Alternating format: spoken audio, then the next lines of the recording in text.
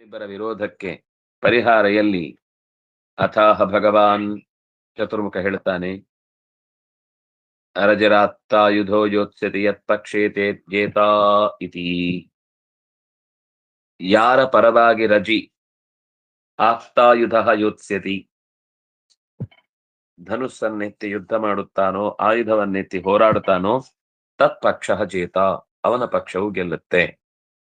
ಅಥ ದೈತ್ಯರೂಪೇ ದೈತ್ಯೈಹಿ ಉಪೇತ್ಯರ ರಜಿಹಿ ಆತ್ಮಸಾಹಾಯ್ಯ ದಾನಾಯ ಅಭ್ಯರ್ಥಿತಃ ಪ್ರಾಹ. ದೈತ್ಯೈಹಿ ರಜಿಹಿ ಅಭ್ಯರ್ಥಿತಃ. ದೈತ್ಯರು ರಜಿಯನ್ನು ಹೋಗಿ ಕೇಳಿದ್ರು, ಅಸ್ಮತ್ ಸಾಹಾಯಂ ಆತ್ಮಸಾಹಾಯ ದಾನಾಯ, ನಮಗೆ ನೀವು ಸಹಾಯ ಮಾಡಬೇಕು, ನಮ್ಮ ಪರವಾಗಿ ನಿಂತು ನೀವು ಯುದ್ಧದಲ್ಲಿ ತೊಡಗಬೇಕು ಅಂತ ಕೇಳಿದ್ರು. ಯೋತ್ಸ್ಯೆ, ಮಾಡ್ತೇನೆ ಯುದ್ಧ.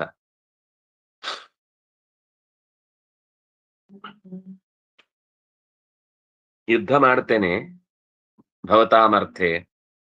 ಆದ್ರೆ ಯದ್ಯಹಂ ಅಮರಜಯಾತ್ ಭವತಾಂ ಇಂದ್ರೋ ಭವಿಷ್ಯಾಮಿ ಇತ್ಯಾಕರ್ಣ್ಯ ಏತತ್ತೈರಭಿಹಿತಂ. ನಾನು ಯುದ್ಧ ಮಾಡ್ತೇನೆ ಭವತಾಮರ್ಥೆ. ನಾನು ಯದ್ಯಹಂ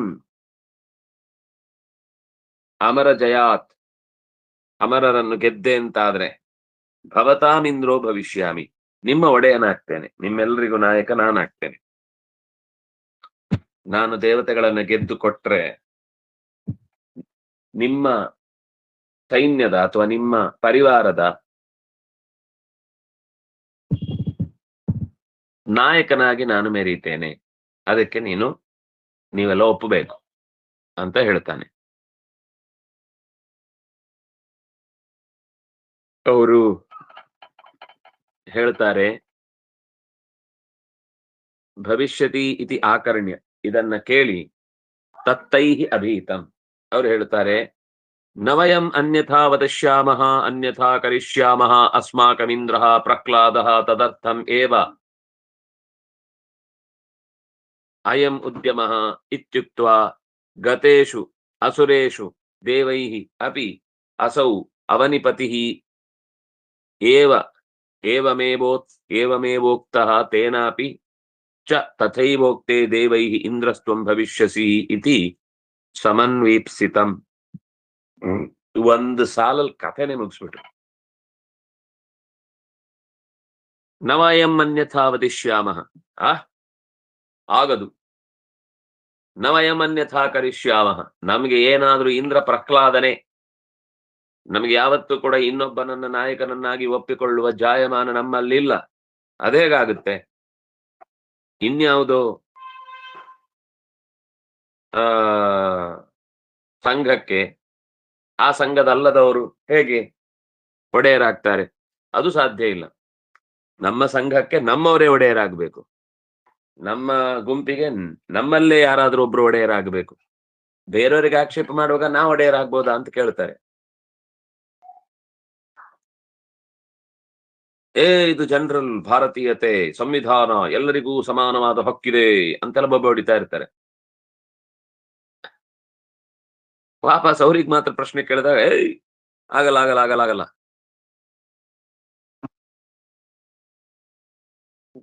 ಗತೇಶು ಅಸುರೇಶು ಹೊರಟೋದ್ರು, ಆಗಲ್ಲ ಅಂತ ಹೇಳಿ. ನಾವೇನಿದ್ರು ಕೂಡ ಪ್ರಹ್ಲಾದ ತದರ್ಥಮೇವ ಅಯಮುದ್ಯಮ, ಅವನನ್ನು ನಾಯಕನನ್ನಾಗಿ ಉಳಿಸಿಕೊಳ್ಳುವುದಕ್ಕೋಸ್ಕರನೇ ನಮ್ಮ ಈ ಪ್ರಯತ್ನ. ನಾವು ಅದಕ್ಕೋಸ್ಕರನೇ ಯುದ್ಧದಲ್ಲಿ ಹೋರಾಡ್ತಾ ಇರೋದು. ನೀವು ಯುದ್ಧ ಮಾಡಿ ನಾನ್ ರಾಜ ಆಗ್ತೇನೆ ಅಂದ್ರೆ ಗೆದ್ದೆಲ್ಲ ಕಷ್ಟಪಟ್ಟು ಮುಗಿಸಿದ್ಮೇಲೆ ಸುಖವಾಗಿ ಊಟ ಮಾಡ್ಲಿಕ್ಕೆ ಬಾ, ಅದೆಲ್ಲ ಆಗಲ್ಲ. ಅವನೇ ಗೆದ್ದದ್ರಿಂದ ಇವ್ರಿಗೆ ಗೆಲ್ಲುವುದು, ಅವನು ಯುದ್ಧದಲ್ಲಿ ಸೇರಿದ್ರೇನೆ ಗೆಲ್ಲುವುದು, ಮತ್ತೆ ಅವರದ್ದೊಂದು ತೂತಿ.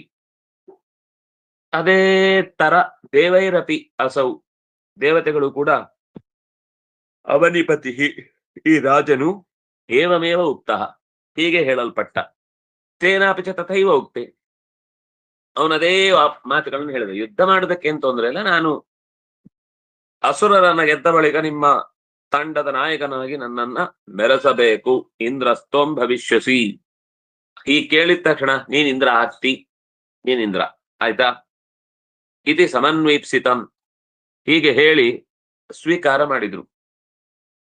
ತಮಗೆ ಬೇಕಾದ್ದನ್ನ ಮೊದಲು ಗೆದ್ದು ಬಿಟ್ರೆ ಆಮೇಲೆ ಬೇರೆ ನೋಡೋಣ. ದೈತ್ಯರ ನಂದು ಮೊದಲು, ಯಾಕಂದ್ರೆ ಅವ್ರು ದೊಡ್ಡ ಶತ್ರುಗಳು. ಇವನ್ ಆಮೇಲೆ ಒಂದ್ ಸಣ್ಣ ತೊಂದ್ರೆ, ಅಕಸ್ಮಾತ್ ತೊಂದ್ರೆ ಆದ್ರೂ ಕೂಡ, ಯಾಕಂದ್ರೆ ದುಷ್ಟ ಅಂತೂ ಅಲ್ಲ, ಗೊತ್ತಿದೆ.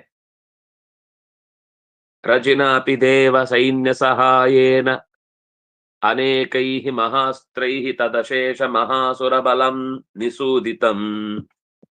ರಜಿಯು ಕೂಡ ದೇವಸೇನೆಯ ಸಹಾಯವನ್ನ ಪಡೆದು ಅನೇಕ ಮಹಾಸ್ತ್ರಗಳನ್ನ ಉಪಯೋಗಿಸಿ ಅಶೇಷ ಅಸುರ ಮಹಾಕುಲವನ್ನು ನಾಶಗೊಳಿಸಿದ. ಅಥ ಜಿತ ಅರಿಪಕ್ಷ, ಶತ್ರುಗಳನ್ನ ಗೆದ್ದವನಾಗಿ ದೇವೇಂದ್ರ ರಜಿ ಚರಣ ಯುಗಲಮಾತ್ಮನ ಶಿರಸ ನಿಷ್ಪೀಡ್ಯಾಹ. ದೇವೇಂದ್ರನು ರಜಿಯ ಚರಣಗಳಿಗೆ ಎರಗಿ ತಲೆಯನ್ನ ಒಡ್ಡಿ ಹೇಳಿದ, ಭಯತ್ರಾಣಾದನ್ನದಾನಾತ್ ಭವಾನ್ ಅಸ್ಮತ್ ಪಿತಾ ಅಶೇಷ ಲೋಕಾನಾಂ ಉತ್ತಮೋತ್ತಮೋ ಭವಾನ್ ಯಸ್ಯಾಹಂ ಪುತ್ರಸ್ತ್ರಿಲೋಕೇಂದ್ರ. ಆ ರಜಿಯಲ್ಲಿ ಭಗವಂತನ ವಿಶೇಷ ಸನ್ನಿಧಾನ ಇತ್ತು ಅಂತ ಹೇಳ್ತಾರೆ. ಅದನ್ನೇ ಹಿಂದೆ ನಾವೆಲ್ಲೋ ಒಂದ್ಸರ್ತಿ ಇದನ್ನ ಒಂದ್ ಸಾಲ್ ಬಂದು ಹೋದದನ್ನ ನೋಡಿದ್ವಿ. ಅದನ್ನ ಇಲ್ಲಿ ಮತ್ತೆ ನೆನಪಿಸ್ತಾರೆ. ಅವನು ಭಯವನ್ನ ಯಾರು ದೂರಗೊಳಿಸ್ತಾನೋ, ಹಸಿವನ್ನ ಯಾರು ಕಳೀತಾನೋ ಅವನು ನಮ್ಗೆ ತಂದೆ. ಜ್ಞಾನವನ್ನ ಕೊಟ್ರೆ ಭಯ ಕಮ್ಮಿ ಆಗುತ್ತೆ. ಅವನ ಅಪ್ಪ ಅಂತ ಲೆಕ್ಕ. ಭಯತ್ರಾಣಾತ್ ಅನ್ನದಾನಾತ್ ಅಶೇಷ ಲೋಕಾನಾಂ ಉತ್ತಮೋತ್ತಮ ಭವಾನ್. 3 ಲೋಕಗಳಲ್ಲಿ ನೀವು ಅಂದ್ರೆ ರಜಿ ನಮಗೆ ಅತ್ಯಂತ ಉತ್ತಮವಾದ ವ್ಯಕ್ತಿತ್ವ ಇರುವವನು. ಅಹಂ ಪುತ್ರ, ನಾನು ಮಗ. ಈ ತ್ರಿಲೋಕಕ್ಕೆ ಇಂದ್ರ ನೀವೇ, ಇದರಲ್ಲಿ ಯಾವುದೇ ಸಂದೇಹ ಇಲ್ಲ. ತಥಾಪಿ ರಾಜ ಪ್ರಹಸ್ಯ ಆಹ ಏವಮಸ್ತು ಏವಮಸ್ತು ಇತ್ತಿ ಅನತಿಕ್ರಮಣೀಯಾಹಿ ವೈರಿ ಪಕ್ಷಾದಪಿ ಅನೇಕ ವಿಧ ಚಾಟು ವಾಕ್ಯ ಗರ್ಭಾಃ ಪ್ರಣತಿ ಇತ್ಯುಕ್ತ್ವಾ ಸ್ವಪುರಂ ಜಗಾಮ. ಓ ಸಚಾಪಿ ರಾಜ ಪ್ರಹಸ್ಯ ಆಹ, ರಜಿ ಸಂತೋಷದಿಂದ ನಕ್ಕು ಹೇಳಿದ, ಓ ಸರಿ,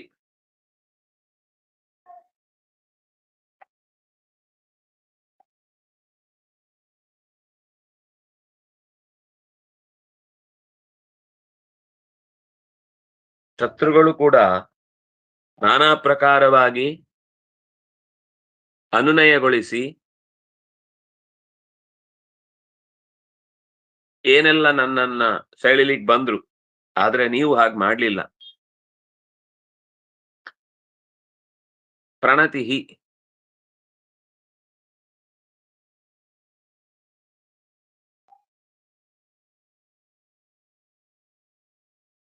ರಾಕ್ಷಸರಾದ್ರೆ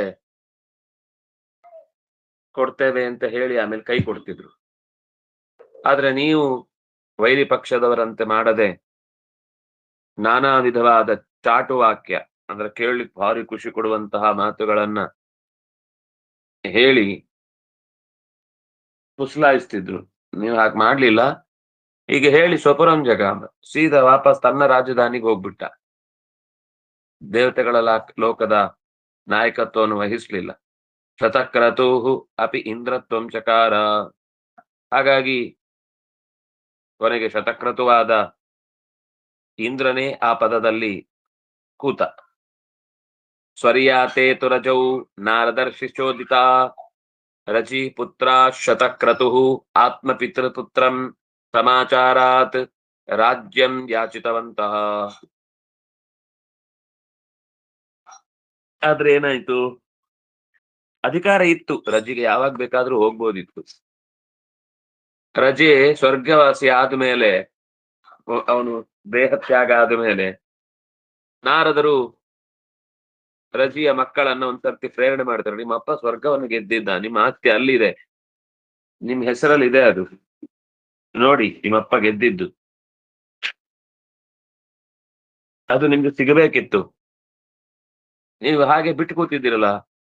ಅಪ್ಪನಿಗೇನು ಬೇಡ ಅನಿಸ್ತು, ನೀವ್ ಯಾಕೆ ಬೇಡ ಅಂತೀರಿ?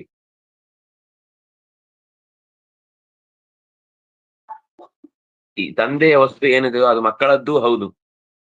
ಹಾಗಾಗಿ ಶತಕ್ರತುವಿನ ಜೊತೆಗೆ ನಿಮ್ಮ ತಂದೆಯ ರಾಜ್ಯವನ್ನ ವಾಪಸ್ ಕೇಳಿ ಅಂತ ಅವರು ಪ್ರೇರಣೆ ಮಾಡಿದ್ದಕ್ಕೆ ಸೀದಾ ಹೋದ್ರು. ಯಾಚಿತವಂತಹ ತದ್ರಾಜ್ಯಂ ಅಪ್ರದಾನೇನ ಚ ವಿಜಿತ್ಯ ಇಂದ್ರಂ ಅತಿಬಲಿನಃ ಸ್ವಯಂ ಇಂದ್ರತ್ವಂ ಚಕ್ರುಹು. ಆದ್ರೆ ಇಂದ್ರ ಕೊಡ್ಲಿಲ್ಲ. ಅಯ್ಯೋ ಅವನ್ ಬೇಡ ಅಂತ ಹೇಳಿ ಹೋಗಿದ್ದ, ನಾವು ಮುಂದುವರಿಸಿದ್ವಿ. ಸಿಟ್ಟು ಬಂತು. ಸಿಟ್ಟು ಬಂದು ಅವರ ಮೇಲೆ 500 ಜನ ಒಬ್ರಿಗಿಂತ ಒಬ್ರು ಅಸಾಮಾನ್ಯ ಬಲಿಷ್ಠರಾದ್ರಿಂದಾಗಿ ಇಂದ್ರನನ್ನ ಗೆದ್ರು. ತಾವೇ ಇಂದ್ರ ಪದವಿಯಲ್ಲಿ ಕೂತರು. ತತಶ್ಚ ಬಹುತಿತೆ ಕಾಲೇ ಹಿತೀತೆ ಬೃಹಸ್ಪತಿ ಮೇಕಾಂತೆ ದೃಷ್ಟ್ವಾ ಅಪಹೃತ ತ್ರೈಲೋಕ್ಯ ಯಜ್ಞ ಭಾಗ ಶತಕ್ರತುರುವಾಚ. ಕೆಲವು ದಿವಸಗಳ ಬಳಿಕ ಬೃಹಸ್ಪತ್ಯಾಚಾರ್ಯರು ಏಕಾಂತದಲ್ಲಿ ಇಂದ್ರನಿಗೆ ಸಿಕ್ಕಿದಾಗ 3 ಲೋಕಗಳ ಯಜ್ಞ ಭಾಗದಿಂದ ವಂಚಿತನಾದಂತಹ ಇಂದ್ರ ಶತಕ್ರತು ಹೇಳಿದ ಹೀಗೆ: ಬದರಿ ಫಲ ಮಾತ್ರಮಪ್ಯರ್ಹಸಿ ತತ್ ಮಮಪಿ ಆನಯನಾಯ ಪುರೋಡಾಶ ಖಂಡಂ ದಾತುಮಿತ್ಯುಕ್ತೋ ಬೃಹಸ್ಪತಿರುವಾಚ. ನನಗೆ ತೃಪ್ತಿ ಪಡಿಸುವುದಕ್ಕೋಸ್ಕರ ಬರೀ ಬದರಿ ಫಲವನ್ನ ಮಾತ್ರ ತಂದ್ರ ಅಷ್ಟು ಮಾತ್ರ ಸಾಕಾಗುತ್ತಾ ನನಗೆ? ಅಥವಾ ಯಜ್ಞದಲ್ಲಿ ಕೊಡುವ ಪುರೋಡಾಶ ಚರು ಮೊದಲಾದ ಖಂಡಗಳು ಏನಾದ್ರೂ ಸಿಗುತ್ತೋ? ಅಂದ್ರೆ ಮುಂದೆ ಅಧಿಕಾರ ಬರುತ್ತೋ ಅಂತ ತಾತ್ಪರ್ಯ.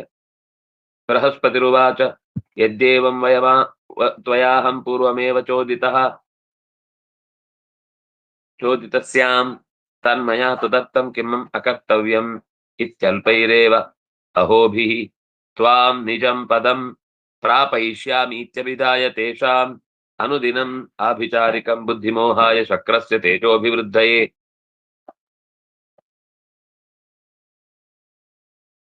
ಜುಹಾವ. ಸರಿ, ನಿನಗೆ ಯಜ್ಞದ ಭಾಗ ಸಿಗುವಂತೆ ಮಾಡುವುದಕ್ಕೋಸ್ಕರ ಮೊದ್ಲೇ ಯಾಕೆ ಇಷ್ಟೆಲ್ಲ ಸುಮ್ನಿದ್ದಿ? ಯುದ್ಧ ಆಗುವ ಪ್ರಸಂಗ ಬಂದಾಗ್ಲೇ ಕೇಳಿದ್ರೆ ನಾನೇನಾದ್ರೂ ಮಾಡ್ತಿದ್ದೆ. ಸರಿ, ಈಗ್ಲಾದ್ರೂ ಕೇಳ್ತಿದ್ಯಲ್ವಾ? ನಾನು ಯಾಕೆ ನಿನಗೆ ಒಳ್ಳೇದನ್ ಮಾಡಲ್ಲ ಹೇಳಿ? ನಾನು ಯಾವತ್ತೂ ನಿನಗೆ ಒಳ್ಳೇದನ್ ಮಾಡ್ಲಿಕ್ಕೋಸ್ಕರನೇ ಇರುದು. ಕಿಮ್ ಅಕರ್ತವ್ಯಂ, ಯಾಕೆ ನಾನ್ ಮಾಡಲ್ಲ ನಿನಗೋಸ್ಕರ? ತದರ್ಥಂ, ಇನ್ನು ಕೆಲವು ದಿನಗಳಲ್ಲಿ ನಿನ್ನನ್ನು ನಿನ್ನ ಸ್ಥಾನದಲ್ಲಿ ಕೂಡಿಸುತ್ತೇನೆ ಅಂತ ಹೇಳಿ ಪ್ರತಿ ದಿವಸವೂ ಕೂಡ ವಿಶಿಷ್ಟವಾದ ಯಾಗವನ್ನ ಮಾಡಿ ಅದರಲ್ಲಿ ಇಂದ್ರನ ಬಲವನ್ನು ಹೆಚ್ಚಿಸುವುದಕ್ಕಾಗಿ ಮತ್ತು ಶತ್ರುಗಳ ಬುದ್ಧಿ ಅನ್ನೋದು ಜಾರುವಂತೆ ಮಾಡುವುದಕ್ಕಾಗಿ ಆಹುತಿಗಳನ್ನ ಕೊಡತೊಡಗಿದ. ತೇ ಚಾಪಿತೆ ಬುದ್ಧಿ ಮೋಹೇನ ಅಭಿಭೂಯಮಾನ ಬ್ರಹ್ಮದ್ವಿಷೋ ಧರ್ಮತ್ಯಾಗಿನೋ ವೇದವಾದ ಪರಾಂಗುಖಾ ಬಭೂವು. ಅವರ ನಿಜ ಸ್ವಭಾವ ಒಳಗಿನಿಂದ ತೀವ್ರವಾಗಿ ಮೋಹಕ್ಕೊಳಗಾಯಿತು. ಅಂದ್ರೆ ನಿಜ ಸ್ವಭಾವವೇ ಹೊರಗ್ ಬಂತು. ಇನ್ನೊಬ್ಬರ ಸ್ವತ್ತನ್ನು ಕಸಿಯುವುದು ಅನ್ನೋದು ತಾತ್ವಿಕ ಭಾವ ಅಲ್ಲ. ಹಾಗಾಗಿ ಅವರ ಬುದ್ಧಿ ಮೋಹಕ್ಕೊಳಗಾಯಿತು. ವೇದವನ್ನ ದ್ವೇಷಿಸತೊಡಗಿದ್ರು, ಶಾಸ್ತ್ರವನ್ನ ಸುಡತೊಡಗಿದ್ರು, ಧರ್ಮವನ್ನ ತ್ಯಾಗ ಮಾಡಿದ್ರು, ವೇದವಾದಗಳನ್ನ, ಅಲ್ಲಿ ಹೇಳಿದ ಅಪರೂಪದ ಸಂಗತಿಗಳನ್ನ, ವೇದವಾದ ಪರಾಂಗುಖ ಅದಕ್ಕೆ ಬೆನ್ನು ಹಾಕಿ ಓಡತೊಡಗಿದ್ರು. ತತಸ್ತಾನ್ ಅಪೇತ ಧರ್ಮಾಚಾರಾನ್ ಇಂದ್ರ ಜಘಾನ. ಯಾವಾಗ ಅವರು ಸತ್ಕರ್ಮಗಳನ್ನೆಲ್ಲ ಬಿಟ್ರು, ಶಾಸ್ತ್ರಗಳನ್ನ ಆಕ್ಷೇಪಿಸಿ ಅದರ ಪರಿಧಿಯನ್ನ ಪ್ರಶ್ನಿಸ್ಲಿಕ್ಕೆ ಶುರು ಮಾಡಿದ್ರು, ಆಗ ಶಾಸ್ತ್ರಾನುಕೂಲವಾದ ದೇವತೆಗಳು ಅವನ ಕೈ ಬಿಟ್ಟು ಹೋದ್ರು, ರಜಿಯ ಮಕ್ಕಳ ಕೈ ಬಿಟ್ಟು ಹೋದ್ರು.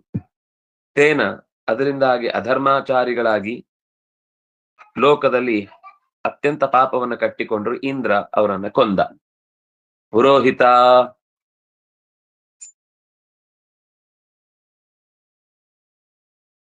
ಪುರೋಹಿತಾಪ್ಯಾಯಿತ ತೇಜಾಹ ಪುರೋಹಿತರಾದ ಬೃಹಸ್ಪತ್ಯಾಚಾರ್ಯರು ತನಗೆ ಒಡಗೂಡಿಸಿ ಕೊಟ್ಟಂತಹ ಮಂತ್ರದ ಬಲದಿಂದ ತೇಜಸ್ಸನ್ನ ಪಡೆದು ಶಕ್ರ ದಿವಮಾಕ್ರಮತ್ ಸ್ವರ್ಗವನ್ನ ಹೊಂದಿದ.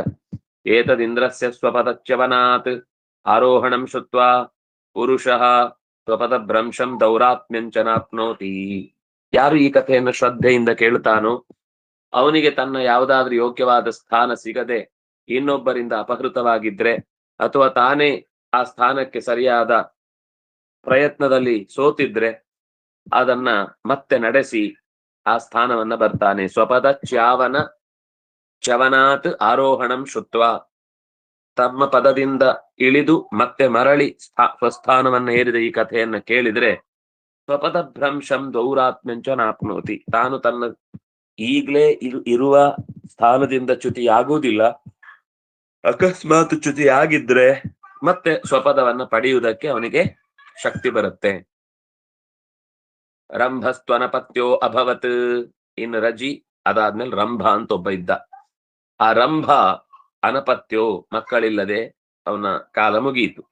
ಕ್ಷತ್ರವೃದ್ಧ ಸುತಃ ಪ್ರತಿಕ್ಷತ್ರೋಭವತ್, ಕ್ಷತ್ರವೃದ್ಧನ ಮಗ ಪ್ರತಿಕ್ಷತ್ರ. ತತ್ಪುತ್ರ ಸಂಜಯ, ಅವನ ಮಗ ಸಂಜಯ. ತಸ್ಯಾಪಿ ಜಯ, ಅವನಿಗೆ ಮಗ ಜಯ. ಜಯನಿಗೆ ವಿಜಯ. ತಸ್ಯ ಚ ಹರ್ಯಧನ,